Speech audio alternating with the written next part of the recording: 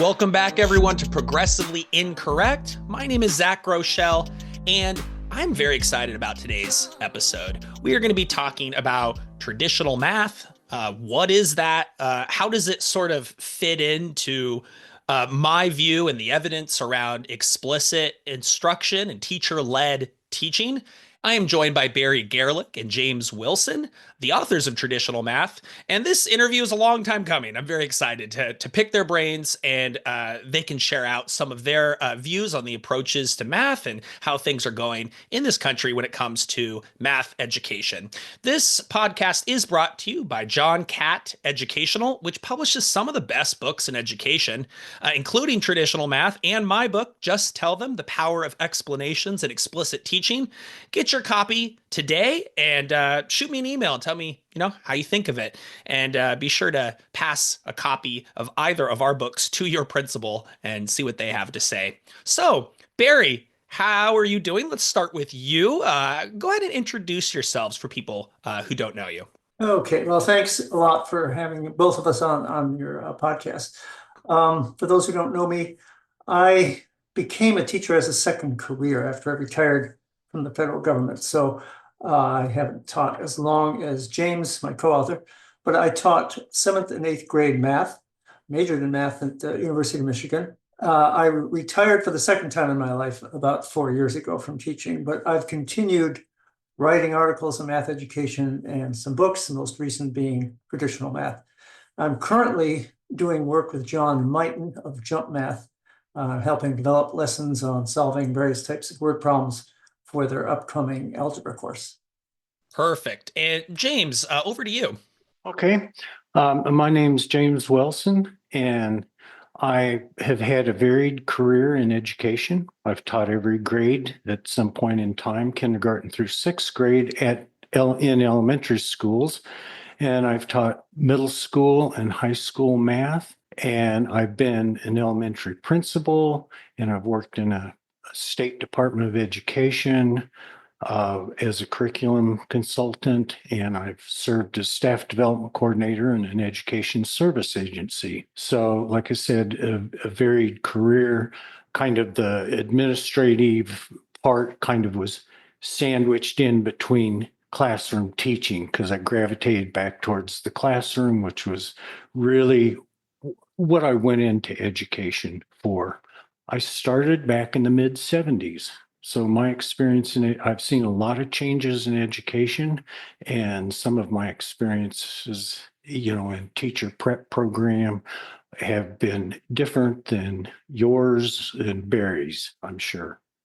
So kind of let's warm ourselves up a little bit with talking about traditional math, because you sent me your book signed, Barry. Thank you very much. Quite some time ago, and I've been using it for its examples mostly. Like I love to give concrete examples of how one would break something down, and rather than come up with them myself, I dig into the book and I find an example. And then I sent you my book recently, Just Tell Them. I feel like there's some overlap between them. But we came at it with different angles. Barry, what are your thoughts on that? Some of the overlap and how these sort of shared ideas might influence education. Yeah, I do think there's overlap, and I go back and forth with sometimes Just Tell Them is general and Traditional Math is specific, and sometimes Just Tell Them is specific and Traditional Math is general. So it goes both ways. The overlap areas I see are the notions of gradually reducing the help scaffolding that students get, and then simultaneously increasing the complexity of the problems that they get. So the gradual release of responsibility and all that. Other areas, Just Tell Them talks about how the differences between novices versus experts and the expertise reversal effect. Traditional Math provides the details about things that novices will get confused, how the students are seeing it. So we go into more detail on the teaching of math. Just Tell Them is more general about what explicit instruction is, the various forms of it. And you can go back and forth. So I like what you said, that you know about explicit instruction, but you need to know some examples and some worked examples and problems to give students And that's kind of what we had in mind when we wrote the book. Love it. And you know the the cover of the book is just brilliant. I mean, it's perfect. But of course, like there's a lot more to math than sort of a child sitting with a dunce cap in an old-fashioned building with the desks bolted down and so on, right? I just love that. If you haven't seen the cover, you should go check it out. It's sort of pokes fun at that the whole traditional type of maybe old-fashioned look. But James, as you were kind of getting involved in this, like what parts of the book were you most involved in, and what were your sort of contributions to traditional math? Well, my contribution was really doing the kindergarten through sixth grade part, building the foundation for students to move on into, say, seventh and eighth grade kind of math. I do want to say that Just Tell Them is, to me, a very powerfully packed book about instructional strategies that teachers can use. And our traditional math book is really about how to teach math content. And it does incorporate a lot of the strategies that you have in Just Tell Them. The greatest overlap I see has to do with using I do, we do, you do. And I find that the majority of the Just Tell Them strategies that you have also can be incorporated into I do, we do, you do. After Barry and my book was published, I started reading cognitive science research findings and found a lot of support for things like worked examples, explicit instruction, and I do, we do, you do. Your book is extremely well supported by the research that you reference in your book. And I was glad to see your references included Barack Rosenshine's paper titled Principles of Instruction, Research-Based Strategy That All Teachers Should Know. Every principle is addressed in one way or another in your book, and every principle can be incorporated in the use of I do, we do, you do. And so I do want to mention that continuous referral to I do, we do, you do. To me, that's the greatest overlap in the two books. And for me, I just refer to that and would refer to that time with my students as it's scratch paper time. And that, of course, we would practice and be prepared so that when I said it's scratch paper time, they would know exactly what to do. They'd clear their desk, get out some scratch paper, have a pencil, and have their eyes up at the front of the room and be ready to go. And of course, we would practice that. And that's one of the things that you bring out in your book is practice procedures.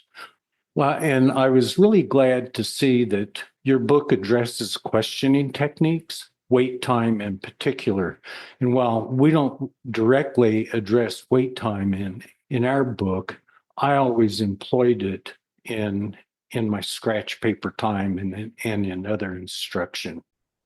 I love it. Thank you for sharing that. It makes me think what Barry began with around sort of general strategies versus specific to math, right? That's always the dilemma when you're starting a book like this is am I creating something that's so general that nobody can use it? And so I guess my workaround would just tell them my hope was if I did it precise enough and small enough, if it was a short enough book, no matter what, you could take it away. You could take something away from it.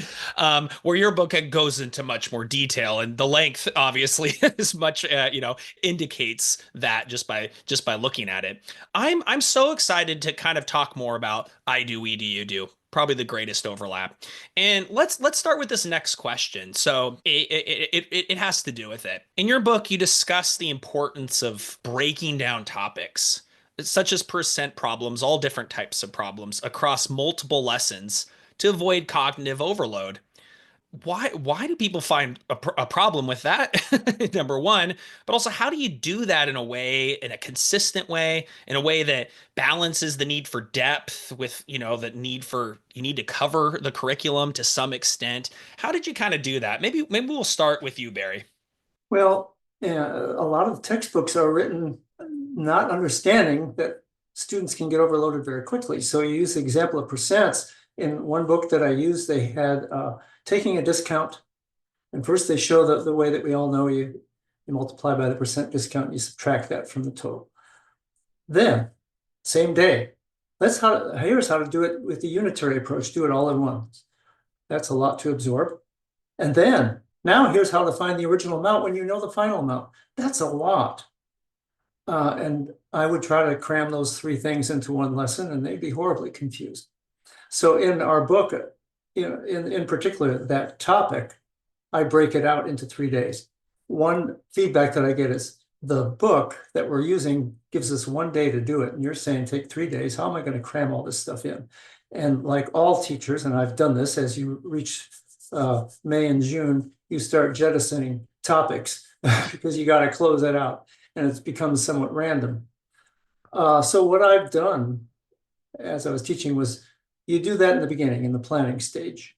There are topics, and James talks about this in his book called the topic being separating the wheat from the chaff. There's some things that you could do without. And for me, a lot of the statistical topics, I don't teach. Mean absolute deviation is something that I just don't teach. Box and whisker plots, yeah, if I have time, I'll do it. There's some things that I will do because it's required by Common Core, and they cram a lot of stuff into proportionality. Constant proportionality is the same as the slope at the unit rate, and kids become horribly confused with this. So I do it very procedurally. This is what you have to know, because state tests do have this. The line's going to go through 0. It's going to have the same slope, and just teach them very procedurally. But what I do focus on is the basics of proportions and how we use those. Because that's going to be the foundation. And when they get to algebra, they build on that foundation to do what they've crammed into this 7th grade class. So it's a matter of figuring out what you're going to cut out and what you're going to spend more time on so that they can get it and not be overloaded. Perfect. Yeah, we do design, these standards lists often without really caring if the kids master it, right? It's just, this is what we need to cover in the year. And it encourages a type of teaching, I think, that's just really cover. I touched on it, I did it, and regardless of the level of mastery or the results of the assessment. This is the number one question I get, by the way, on the road with teachers is, look, I love what you're saying about cognitive load theory, but that's going to make me break it down into such a granular way. It's going to take twice as long or 3 times as long to do anything. And what about all the other standards? I mean, James, how do you kind of address that? You said you're a principal. Like, how do you kind of navigate these different sort of conflicting different ways of teaching in that space? Well, I think, each teacher needs to find their own way of how they deal with it. When I first started teaching 6th grade, I took the math book and I mapped it out for the whole year, what topics we were going to cover and what the assignments were going to be. In doing that, I left out the fluff sections or, the chaff that, hey, if we have time, we can do this, but it's not critical to anything that we're doing. I made sure to leave open days that we didn't have anything, because, you never could, at the elementary level, you don't know when an assembly is going to be scheduled, and you've got to make shifts. So I had those days built into my schedule to where I could shift things around. And that also helped if there was a topic that we were working on that I saw, okay, this is too much for the kids in one day, cognitive load. In my day, it wasn't termed cognitive load, so I don't often use that. Then I could make a shift and take more than one day to deal with that.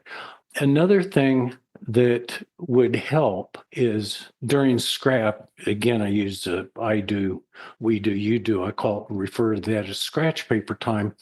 I would start pre-teaching a topic or skill that I knew would soon be coming up.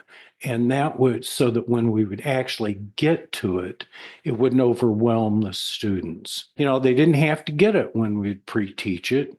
And they understood that they were just it was just being introduced to them, so that it wasn't going to come as a surprise when we got to it. Another thing that I would do is I would use the scratch paper time to, I call it backfilling deficiencies. My kids would come into sixth grade being very deficient in long division. So I would just take the first 4 months of school, and during that scratch paper time, we would do a little review and we would start building from the very beginning to where we built up to where students were proficient with long division.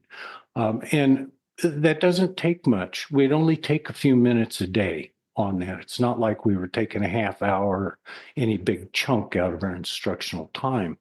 And I could see doing this with other topics as needed if cognitive overload is or is likely to take place. Just spread it out, take a little bit of time every day and get into it.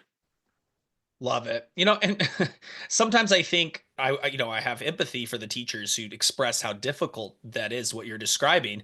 But then there's also another reality where a lot of time in class is just wasted, right? And I talk to teachers about why do that budget project right before Christmas break. You're saying they can't pay attention, but that's a week of instruction lost to creating slides, or why at the end of the year sort of give up on this whole project and sort of give it over to the kids and do lots of playtime when you're telling me you can't get through it. You just lost another week, right? And I wonder, just being once you get efficiency off the table, doing what you're saying, and perhaps combined with what Barry's saying with cutting certain topics that or just de-emphasizing them, then I believe you'll be much more satisfied with the whole thing. If you can't get through it all, you at least know the stuff I taught to mastery. I taught it freaking well. I love this. This sort of goes into another question. And Barry, we were talking about this recently. There's been more of an emphasis on cognitive science in our spaces, at least lately. Talks about interleaving and retrieval practice and so on. And in this case, right, segmenting, breaking things down. What are some of your suggestions on actually making this stuff work? Because you can go to a conference and you get inspired, and then you think overnight really be really good at it, and it doesn't work out that way. Yes, sometimes you'll hear about something or you'll see a video of a teacher teaching and think to yourself, yeah, that looks easy. I think I can do that. Well, it's like anything. If you learn how to play an instrument or learn how to dance, it's a lot harder than it looks when you first are instructed. And you think when you start doing it, wow, this is a little bit more complicated than I thought. I didn't expect kids to ask that question.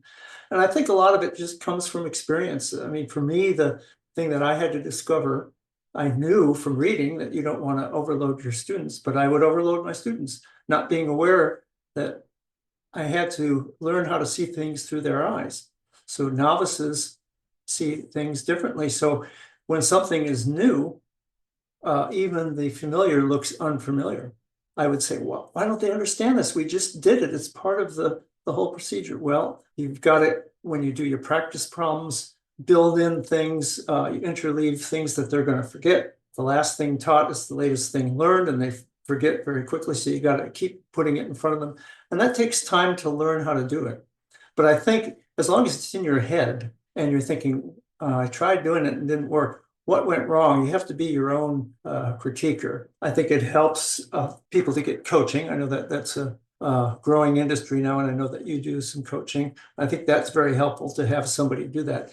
It's not something that new teachers are being taught in ed school, and they don't get a hell of a lot of time to practice before they're set out in the world and they get a teaching assignment. So it's sort of learn by doing, but you also have to keep up with what's going on.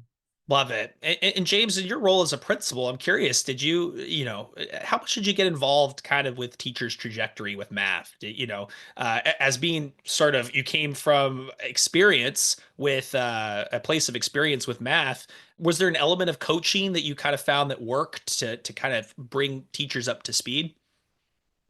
Not really. there were oftentimes things that would come up, and I always felt that my role was to help a teacher become better at what they did. I always recall that one teacher that I had, he was a very well-seasoned teacher, and he didn't like me coming in to do observations. Of course, that's, a lot of teachers don't care for that. And he didn't care to, have to sit down and go over my comments about that. But he was an excellent teacher and he got excellent results. He was very resistant to any comments I would have. But I thought, even an excellent teacher, there's room for some improvement. And the one thing that I suggested he give a try was using wait time. And he was resistant to it, but he came back to me a couple of weeks later and said, I gave that a try and I like it. It worked. And I thought, I did my job. I helped an excellent teacher become an even better teacher. And they found something that worked for them. I love that example. And sometimes sometimes it doesn't seem like they're going to try it. Right? You're like, okay, Yeah. well, and weeks later, I remember telling a teacher about this idea that instead of when you set students off to work and you say, okay, you're starting at number one, get ready, go. Instead of beelining to the first kid who raises their hand, instead of doing that, tell everyone to put their hands down and point to their paper and just maybe a nonverbal like get started, right? And this teacher was like, I could tell they were like, you're not showing empathy for kids' questions, you don't care what they think, and I'm going, no, there's another purpose to this, and that's they need to get started, and everyone needs to look around and understand this is independent work time, and then I will circulate. It was like 3 weeks later, the teacher came up to me and was like, that strategy's magic. I don't know why. That strategy's magic. I'm like, yeah, it works. Thank you for that example. I wanted to go into the next question, which is around engagement or enjoyment. People, I think, are resistant to explicit instruction, in particular in math, because they see it as dull, as dry. And you poke fun of it on the front of your book, right? This idea that the traditional approach is derided or denigrated as being boring. What are some of your solutions you propose to this, and what are your thoughts on kind of traditional math described as boring or not engaging? Let's go with you, Barry. Well, I think achievement and success is going to bring motivation and enjoyment. If you go the opposite way, you can motivate them and get them to say, I can do this, I can do this. I know teachers who lead them in a choral response of, I can do this. But I find that if students are given the proper instruction on how to solve whatever problems they're working on, and you give them practice, and in class they see, okay, I'm getting it now. And then you set them to work with scratch paper time, and you go around, make sure they're getting an answer to their questions. The most frequent question is, am I doing this right? And you should let them know. Okay, you want to look at this here, are you going to do this? Or, yeah, that looks right. The one person I remember was in the 7th grade class, and I was told by other teachers, oh, yeah, she has some deficiencies. You're going to really have to work with her. She kind of reminded me of Peppermint Patty, that she would always spout out an answer. The answer is 3, it would be way off. And this girl is just like that. I couldn't figure out where she was coming out with these answers. But I went through the problems very carefully in the lesson and then worked with her. And I was really pleased when she would be doing the scratch time. I would hear her say, hey, I'm actually getting this. Really enjoyment that they can do it. And when a kid knows that they can do it, they're motivated to do more. If they don't know how to do it, they're going to say, oh, well, when am I ever going to use this stuff? Or, find goof off and all that stuff. So you don't have to be an entertainer. You have to tell them how to do it, give them confidence in doing it and the instruction on how to do it. And they'll carry it through to the rest. That's what I've been finding. Yeah, James, your thoughts on that sort of the engagement crisis in math education? Well, at the beginning of 6th grade, students would come in the classroom, and if I'd say it's time for math, they had moaned and groaned. But after 3 or 4 months, I'd say it's time for math. Man, you'd hear them say, yippee. They were glad to it. And there was a complete turnaround. And I attribute that turnaround to the fact that they were meeting with success. And as a result of having some success, they liked it. They liked the success. And what was bringing them success? Being able to do the math. So they liked the math, and they reached the point where they were enjoying the math, and that kind of motivated them to strive for continued success. I need to back up and say why I call the I do, we do, you do scratch paper time, because I keep referring to that. I would tell my class that take out some scratch paper. I don't care what kind of paper it is, because it's not being collected. So they didn't have to worry about neatness. They didn't have to worry about whether it was, correct or going to be graded or anything like that. So they were comfortable with that. So that's why it's scratch paper time. I think Barry would use whiteboards for the same purpose. But back on topic here, I also have students that would do a lot of checking their own work and corrections, and that allowed them to take greater ownership of their work. At the beginning of the year, when it was time to check papers, they would check their own paper. I'd see kids erasing an answer real quick and writing the correct answer down.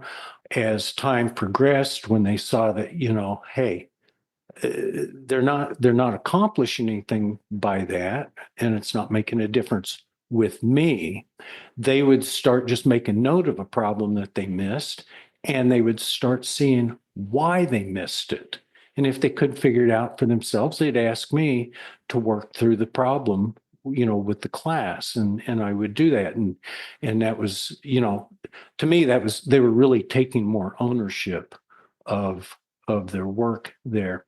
In your book, you say, and I'm going to quote, expressiveness shows the teacher's personal investment in what the students are doing, which has a way of rubbing off on the learner, unquote. And that made me think of a statement that I made in our book, quote, it's possible my attitude and enjoyment would rub off onto some of my students, unquote. My students could see my enthusiasm for math and that I had fun, that I really had fun teaching it. It's unfortunate that not all elementary teachers show that same enthusiasm. I think it would make a difference if they did. And a former student, I happened to visit junior high one time and ran into one of my former students and got to talking with her. And she told me, without any prompting, she told me that I made math come alive and be fun for her. And I thought, good, that's what I wanted. And with the elementary context too, you put up a lot of times your agenda for the day. And that's what I got too. The first month you put up, so today we're going to have reading and then we're going to have math. And you get, no. And you're like, what has happened beforehand, right? That came to this point, right? Probably a lot of bad teaching, or the inquiry Mhm. people would say a lot of traditional teaching, but that's not what it is, right? They get to your class and all of a sudden the one thing you can guarantee in their entire day is in that math block you can get 100% of kids getting the right answers, and you start to you create this community, this bond around success. And of course, after a while, you start seeing kids go, like you said, like, I need help on this. Like, oh, I'm not getting this. Can you re-explain? And it becomes dialogic, always around this community feel of Mhm. getting better at something and seeing your accomplishments. I wish people knew more about that. I really do. I wish they could know that, because it's brought me a lot of personal fulfillment to be able to facilitate those moments. There's one thing I'd love to talk to you about. Now, look, there's a divide amongst all the camps and the tribes and the groups around strategies too. And one of the strategies I talked about a lot in the book, Just Tell Them, was turn and talk. And to be honest, I don't really use it as much in math as you would in a more kind of elaborative setting, talking about characters or talking about, plot and things like that.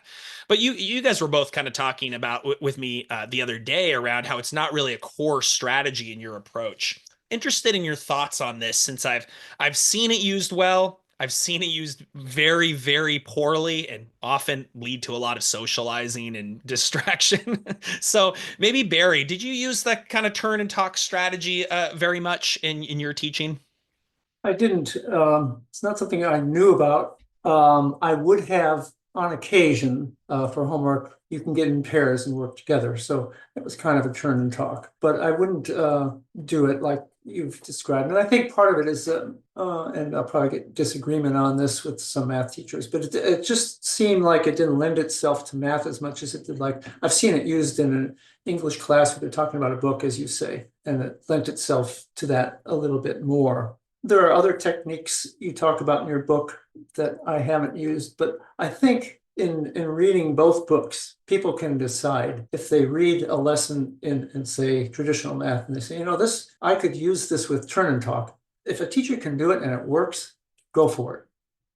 Yeah, I'm kind of the same with choral response in particular. I get a lot of teachers saying, "I just can't get them. I'm fighting a battle, losing battle, getting them to respond every time." And I can give my list of like recommendations, use a point system, so on and so forth. For me, too, it's like, are they all involved? Are they all initiating their own responses? Are they all leaning forward in processing the math, right? How are you doing that so it's not the same two kids on this wing and that wing who know the math already, and you're just having a personal conversation with them, right? How do you get everybody? Yeah, James, you actually had some thoughts on this turn and talk not being a core strategy for you. Yeah, it really wasn't a core strategy. I think there were some times when I would use that or something similar, and when I would use it, I really doubt that I did a good job with it, and which may be one of the reasons why it didn't wasn't a part of my regular bag of strategies to employ. And that kind of piggybacking on a comment that Barry made is, I encourage teachers to try different things and get some experience with them and find what works, for yourself and then employ that. So try different things, find what work, leads to success in your teaching and then make use of that. Kind of like the turn and talk, that was not something that was taught in my teacher prep program. Back in the mid 80s in my teacher prep program, one of the things that was being heavily pushed was cooperative learning. And actually, I gave it a try teaching math in my student teaching with fifth graders, very high level. And I thought, okay, this is interesting, but it wasn't something that was going to be a part of what I would use on a frequent basis. I've tried it throughout my teaching career on and off. Not something that I would use very much and not something that I actually felt I used very well.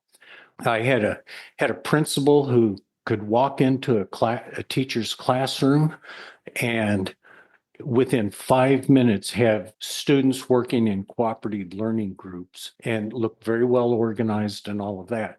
But I do question the effectiveness it had on student learning. I'm the same.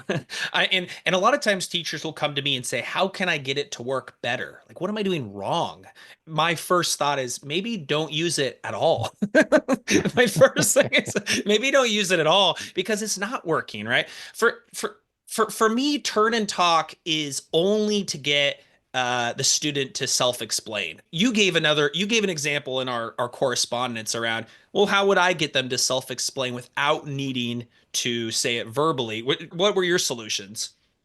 Well, if I remember correctly, I think it's just, I expect students in math to show their work step by step. And that to me, they're self-explaining. And there's lots of benefit to that because if they do get a problem incorrect, they can oftentimes on their own go through the steps and find where they got off base. without needing to call on somebody else to help them find where they missed something. Absolutely. So just in your notebook and perhaps with some teacher prompts, right? Like go over that again, see how that works, talk to yourself a little bit about like you talk yourself through the strategy. Are you using it correctly? And the student self-explains as they're reworking it or they're revising their work, you know? I guess it is a bit more amenable, I think, to more elaborative kind of discussion-based, open-ended questions that you find more in the humanities, I think, than in math. Because reflecting on it, we'd use mini whiteboards, and then I'd have a discussion around what they put on their mini whiteboards, and have them revise it on their mini whiteboards, but not as much turning and talking about what you put on the mini whiteboards. Excellent. Well, we've turned and talked about that in a way, and, and let's go ahead and what is perhaps the reform kind of math folks' favorite topic, which is about concepts. And Barry, you've articulated well my thoughts around kind of what would be I'd call an over obsession with concepts. Basically, we can never depart from understanding. It's sort of no one is satisfied with how the degree that they understand. Talk us through this a little bit. The conceptual understanding is a trigger word for me. And I hear a lot, well, the teachers just aren't teaching the concepts. And I always say, what concepts? What are you talking about? And so my answer is, oh, well, we do teach them. We just don't obsess over them, which gets me both fan mail and death threats. So you get both sides of the question here. It's one of those terms that, despite many definitions, often remains nebulous. It's more, I don't know if you've read Andrew Old. He writes this blog, Teaching Battlefield, and it's very good. And he once described it, I'll quote you, what people consider to be an important concept to be understood is often just a notion that is vague or transitory. I mean, when you really break down concept, it gets abstract. And when you're teaching novices, you want to get away from abstract. You want to start with the foundation. And what we do in traditional math, and you've read through it, we show, and I've had somebody who read it, he said, you actually show the understanding part of it. We don't just say, here's a procedure, do it to solve this type of problem. We give the context for that particular procedure, and the context contains the concepts. It's like a worked example. So let me give you a worked example of what I'm talking about. So let's say, and it's a little hard to get across with audio only, but I'll make this simple. Let's say you've got a proportion. 2/3 equals 4/6. We've all seen that one. And we'll start with that, write it on the board. And I'll say, let's transform this. We could multiply both sides by the same number. They know that. They know that particular concept. And so let's multiply by the common denominator of 18, because we have 3 and 6 in the denominators. We're going to take 18. We multiply both sides by 18. And after you do the cancellations and everything, you get 6 times 2 equals 4 times 3. You get a much simpler equation. And then you have them do a few examples. Let's do that. What do you notice? Have you noticed we get the same thing if you cross multiply? You multiply diagonally. And now, what would you rather do, the long way or this shortcut? Well, of course, they want to do the shortcut, which people demean by calling it a trick. And that gets me triggered. It's not a trick. It's based on a sound mathematical principle. That's how people are going to progress. Now, making them carry out the multiply both sides by the common denominator each and every time so that they know what they're doing kind of holds them up when they're ready to move on. Let's just get to it. They're going to do the cross multiplication anyway. And it's like many things. You could put things into perspective, what fractional division is, and show why we're flipping the fraction and multiplying. But basically, what they're going to keep in their mind is keep, change, flip, which people say it's a trick. When you're doing it, automaticity is going to kick in. You don't think about how your engine works when you drive the car. You may know very well how your engine works when you drive the car, but you're not thinking about it when you're driving the car. It's the same thing with math. So we teach the concepts along with showing how this procedure works. It's part and parcel to the explanation, and I call it contextual understanding. We put it in context for what's happening mathematically when students do the procedure. And I kind of learned this also the hard way when I was tutoring my daughter, and I was imagining my demons looking over my shoulder saying, you better explain the concepts behind this, you know. And I'd be going through this explanation and she'd say, just tell me how to do it. And that voice rings in my head, was ringing in my head whenever I would taught class. Here's what we're doing, and now here's what you have to do. Now, sometimes the procedure, the understanding will stick with some students, and sometimes it comes later when they're studying algebra and things are generalized.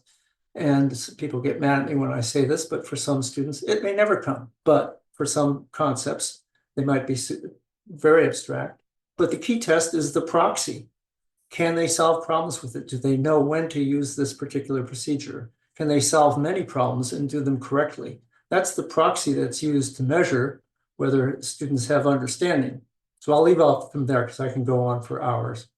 Well, like it seems like there's sort of a leap of logic that comes from the reform math people that because concepts are important, because some classrooms don't emphasize understanding, the only way to learn a concept is through discovering it. Like that's the thing that doesn't make sense to me. And like what you're describing is that you're explaining how something works, you're explaining when to use it, why you use it, what types of problems don't use this, the limitations or the extent that this is generalizable to other problems, right? You're teaching the conceptual understanding alongside in orchestra with the procedure, and you're showing it to them. You're like, this is what it is, right? This is what I'm talking about. Why would someone think you can spontaneously figure that out while also having to try to invent your own procedure in a discovery environment? I just don't get it. Maybe James, what are your thoughts on this kind of how can educators avoid being stuck in this kind of concept obsession that's in current day mathematics? Well, I tell you, the whole understand and conceptual understanding, and especially the deep conceptual understanding, has always baffled me. I like to refer to the popular book called Adding It Up. It provides a very lengthy definition of conceptual understanding that I won't quote here because it is very lengthy. But its definition does not mention or address procedures or the application of procedures. It shows conceptual understanding as one of 5 mathematical proficiencies. The other 4 are procedural fluency, strategic competence, adaptive reasoning, and productive disposition. These proficiencies should be taught or developed in conjunction with one or more of the other proficiencies rather than attempting to teach or develop one in isolation of the others. And so the conceptual understanding and the procedural fluency should be taught together. And to me, it's important to teach the concept along with the procedure. And I don't expect concepts are going to stick in everyone's mind. I know they don't always stick in mine, but it's still important for them to be presented to students. Barry has said in the past that for young students, concepts may be viewed as extraneous. And for me, when students get the procedure and can do the math, it's time to move on. I think if we expect every child to perfectly understand a concept before moving on, we'd seldom move on, and that would just hold everybody back. Anna Stokey has mentioned that engineering students in her classes indicated they just want to know how to do the math. They don't care about the why or the what for, just show me how to do it. Don't let me know what I need to do. From my own experience, I was puzzled upon first seeing the quadratic formula. We'd been working with the quadratic equation for some time, but then all of a sudden the quadratic formula is thrown in there and said, this is how you solve things. And whoa, wait a minute, what's going on here? That's a monumental leap to get from the equation to this formula. And I don't understand how we got there. Once I saw how the formula was derived from the equation, then I was comfortable employing the formula. But would I be able to derive that formula? No. But just knowing that it's, hey, this can be done, I've seen it, I'm okay with it. And I can use this. So to me, we need to focus on what's most important. And I question, well, what's most important, the conceptual understanding or being able to do the math? To me, being able to do the math implies enough understanding to apply the math. And I think Barry has gotten to that point very well. It may be out of favor and it may be dating me a little bit, but I like to consider Bloom's taxonomy. Remember and understand is at a lower level than apply. And without the lower levels of remembering and understanding, a student would not be able to apply anything, since basically they'd have nothing to work with. Concepts are important, and without them, we wouldn't have procedures that would make any sense. So I think it's important for teachers to keep Bloom's taxonomy in mind and in perspective to help them keep from getting stuck in that concept obsession. Love that. That's a great description. And it's one of those things that's kind of hard to argue because we had to go through it a bit, right? We had to kind of dig into it. And so very easy to kind of simplify this and just say, look, concept first, then procedure, because we don't want to do tricks and so on. And you don't understand math. I don't understand math. Better, let's stick to what we weren't taught kind of thing. It's sort of there are a lot of layers to this. And I think you guys, articulated that very, very well for this audience. That is our time, however, and I really appreciate you both coming on the podcast. For listeners, as you know, I release these once a week. You may give it a 5 stars on the podcast platform of your choosing and spread it around. This is the way I get to talk to teachers, to share these ideas, and I hope that you consider emailing me back and continuing the conversation. Barry and James, thank you so much for coming on the podcast. Thank you for having us. Been very enjoyable. I always enjoy these kind of discussions. Yeah, I enjoyed that a lot. All right, take care.